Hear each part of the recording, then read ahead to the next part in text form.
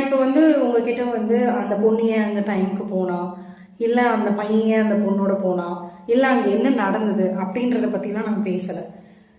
எனக்கு பாதிச்ச ஒரு விஷயம் அப்படின்னா, இது சம்மந்தப்பட்டதான வீடியோஸ் எல்லாமே பார்க்கும் பொழுது அதுலேருந்து கமெண்ட் செக்ஷன்ஸில் போய் பார்த்தோம் அப்படின்னா, அந்த குடும்பத்துக்கு ஆதரவாக யாரும் பேசலை,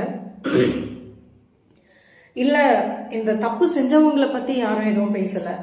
ஆனால் நிறைய இடத்துல பேசப்பட்டது அந்த பொண்ணு அந்த டைமில் போகிறதுக்கு என்ன வேலை இருக்குது, அந்த பொண்ணு ஒழுங்காக வீட்டில் இருந்தது எல்லாம் தேவையா, பொண்ணு எப்படி இருக்கணுமோ அப்படி இருக்கணும். என்னங்க எனக்கு புரியலை. பொண்ணு எப்படி இருக்கணும்னா எல்லாருமே ஒரே உலகத்தில் தான் வாழறோம்.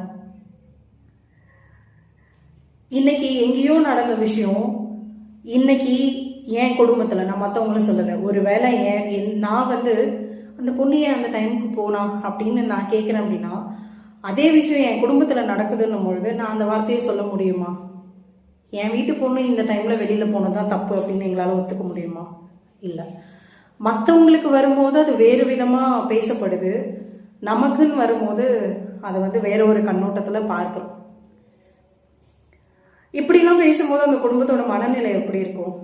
இந்த நேரத்தில் நம்ம எல்லாருமே அவங்களுக்கு ஆறுதலாக நிற்கணும். அட்லீஸ்ட் ஆறுதலாக நிற்கலனாலும் பரவாயில்ல, அமைதியாவது போகலாம். ஆனால் ஆறுதல் படுத்த வேண்டிய இடத்துல நம்ம இன்னும் போட்டு டம்ப் பண்ணுறோம், கஷ்டத்தை கொடுக்குறோம்.